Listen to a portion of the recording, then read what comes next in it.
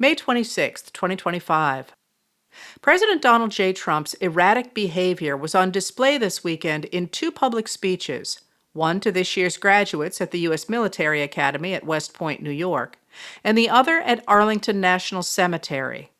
While both speeches are traditionally nonpartisan, Trump indicated he would make them partisan when he wore a red MAGA hat at West Point. The president began both speeches by sticking to a script, but then veered off course. At West Point on Saturday, his speech went on for over an hour. He attacked diversity, equity, and inclusion programs and said, "The job of the U.S. Armed Forces is not to host drag shows, to transform foreign cultures, or to spread democracy to everybody around the world at the point of a gun," he said. "The military's job is to dominate any foe and annihilate any threat to America, anywhere, anytime, and any place."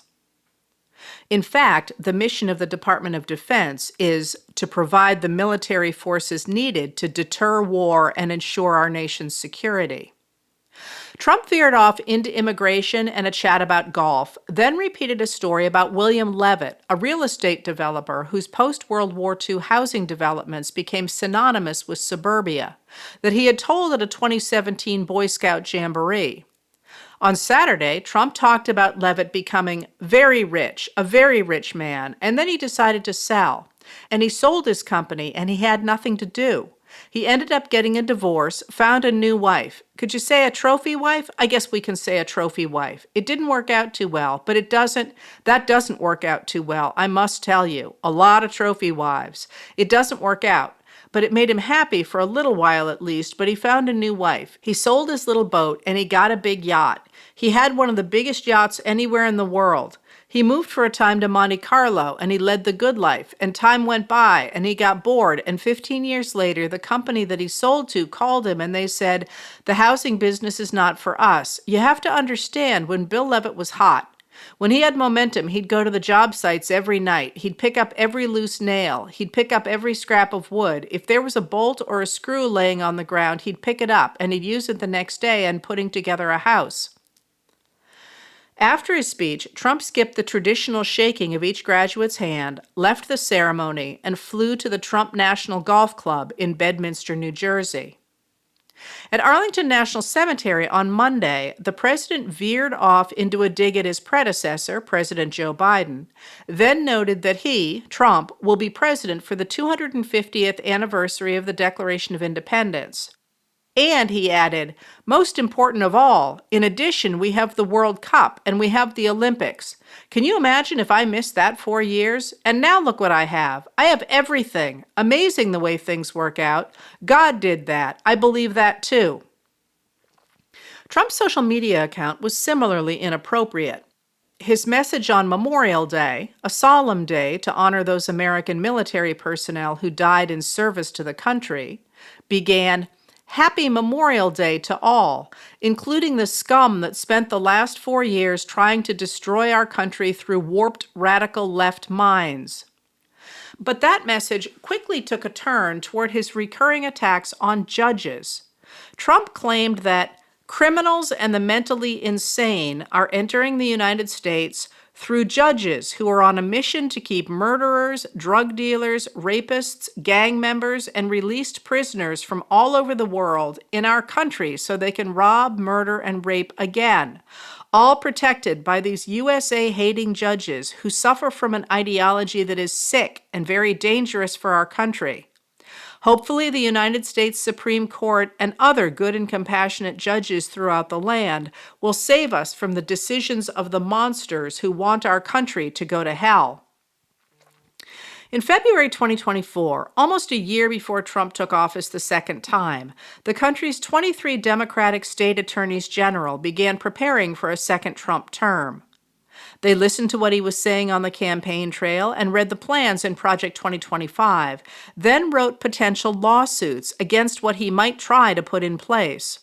Once he took office, they hit the ground running, banding together when they could to file lawsuits to bring the president's unconstitutional and illegal actions before courts.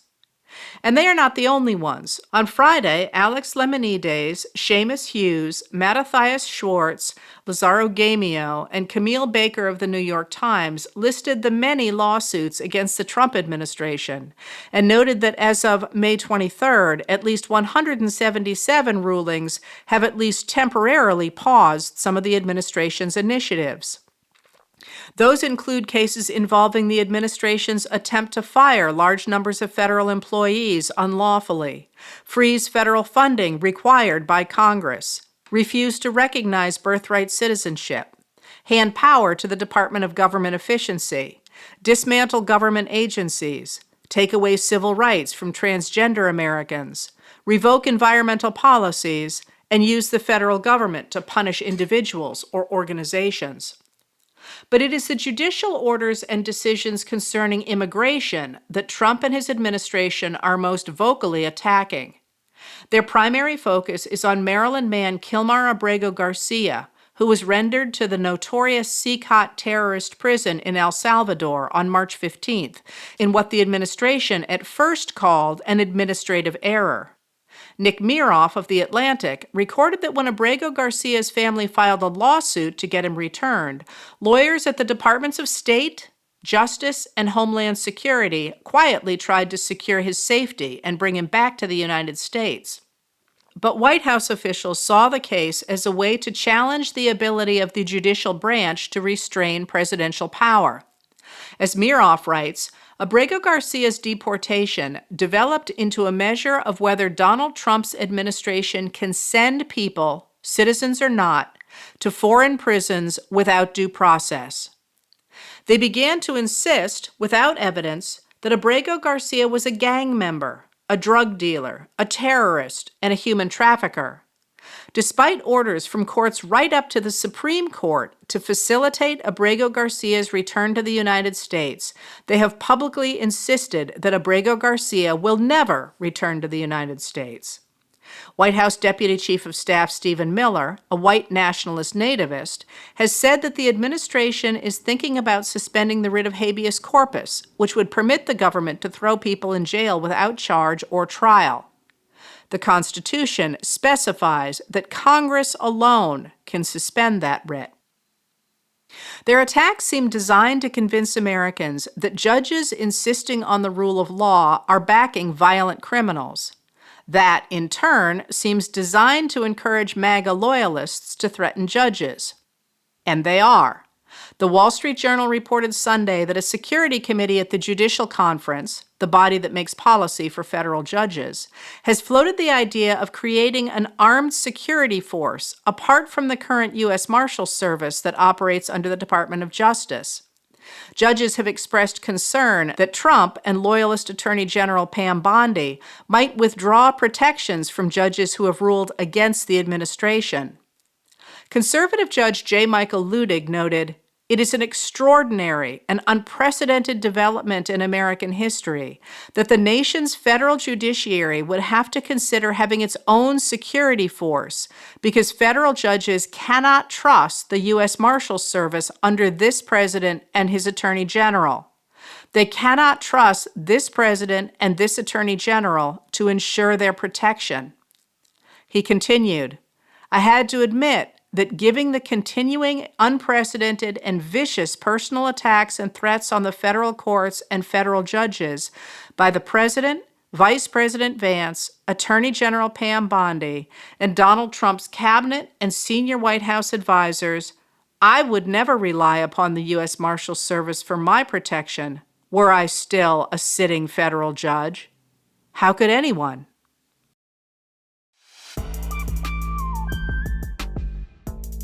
Letters from an American was written and read by Heather Cox Richardson. It was produced at Soundscape Productions, Dedham, Massachusetts.